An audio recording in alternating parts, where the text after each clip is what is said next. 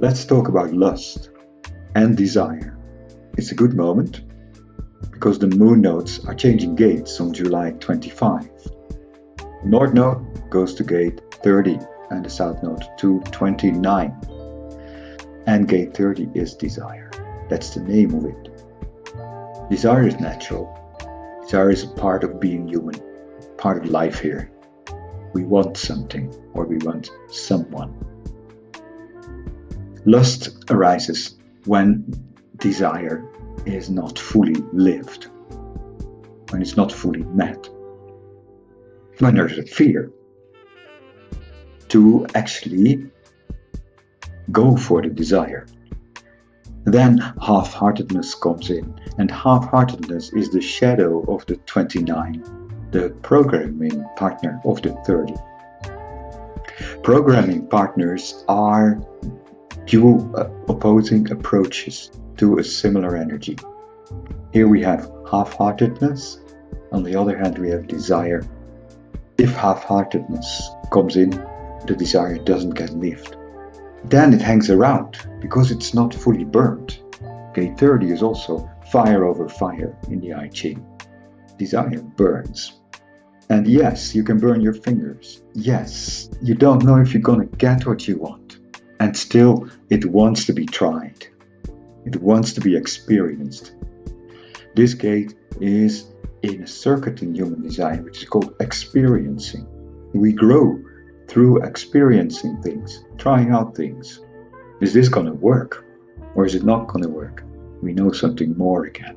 So if that process gets interrupted with half-heartedness, the desire is not fully lived and lust comes in, because lust is like, it's insatiable. It wants the same thing again because the thing hasn't been really lived. Now, why would we not want to live fully a desire? Because it's scary. One thing, it may not work.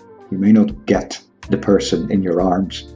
You may not find that beautiful house. Whatever you feel that you really want, you might get a no. There is that shakiness in it.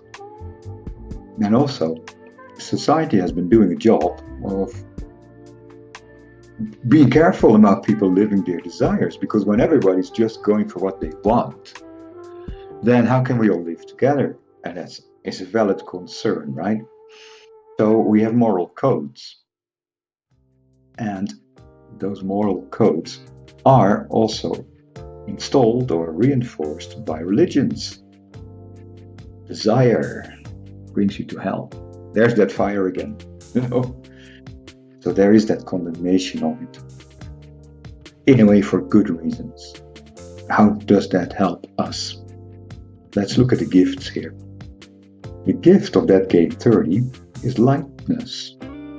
And this comes when we live the desires and see that some get fulfilled, some do not get fulfilled. Finally, what does it really matter? It's the energy of desire that wants to be lived. It's not about having the results. When that insight starts to grow, that this is actually a play of life, lightness starts to happen. It becomes a play. Yes, I feel the desire. It's natural to feel it. I will go for it. Or I am clear inside myself, this is not one that I want to go for. That's also not half-heartedness. That is a clarity. Because you've done it, because you see that it goes against your heart, goes against your deeper well-being, or that of somebody else. And the gift of the programming partner, which is called the abyss, by the way, it's water over water, is commitment. And that commitment is to fully be there with your desire. It's a commitment to the moment. This does not mean that you hop from one partner to the other. It's not about that. It's the commitment to the desire, wherever that will lead you. Might lead you to stay with one person, if we see it on the field of relationships, for your whole life. That's what you really want. You found it. Him or her, or them.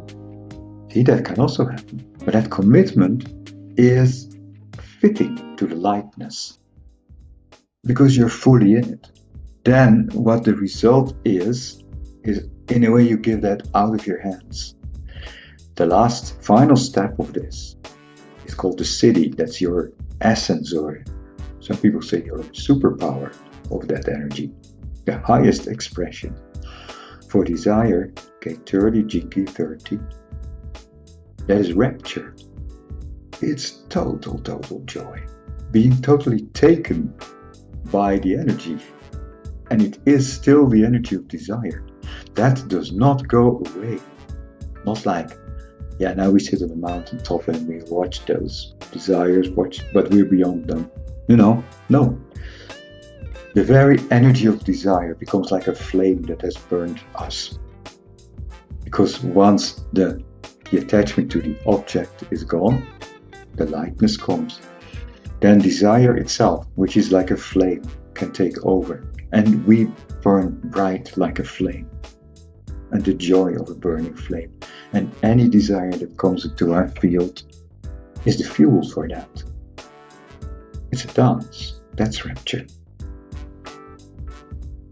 And the corresponding city of the programming partner is devotion. And this is the watery way. It's not the fire, this is the water. This is the dissolving. This is the, well, if there's a flame and I evaporate, it doesn't matter. The beloved, the 30 goes for the beloved. It wants to get it. And in that way, evaporates. The 29 dissolves into the beloved. It's devotion. The commitment becomes so deep that it doesn't matter if there is another, who that other was. It could be a guru, it could be Jesus, it could be Mohammed, it could be a partner. It actually doesn't matter because the object also there disappears, and in the devotion we become the field. We disappear, the object disappears, only devotion remains. So there are these two approaches. And these approaches are more present, they're more on offer in the next 2.5 months. With the moon nodes there. There are teachings here. A royal way to a new moral code that arises from within. Here I come back to that point. Yeah, it's scary to live desires. And is it moral? Can we still take care of other people while doing it? And if we say that desire is a natural energy to be lived, it's in a way saying no to society that says, no, you can't really live that. But why? So what's the alternative? The new moral code that comes from within. And this is awareness. This is that process of, yes, this desire goes to an object and I'm still watching it. I'm also remembering that I'm somebody with a heart, with a care for myself and for others. That becomes the new moral code. And this fits in with a very big change that has its pivoting point in 2027. A change from the cross of planning, that's a big human design cycle over centuries, to the cross of the sleeping phoenix. The cross of planning was about society taking care of all of us. We are the collective, and each of us contributes to the collective, and the collective therefore makes sure that everyone can be at ease and prosperous, ideally. Okay, that was the idea. This is going out of the window, and we can't help it. It is actually a cosmic change. Yeah, something changes in the alignment of everything. That new cross, as it's called, the sleeping phoenix, brings self-responsibility. Each one is responsible for their own feelings, their own emotions, and is no longer a victim of anything outside. You cannot say, it was my society that told me, it was my religion that said this. No. It's only us. It is my responsibility to live in a way that is corresponding to being human, whatever that means for me. And this brings a new way of living together.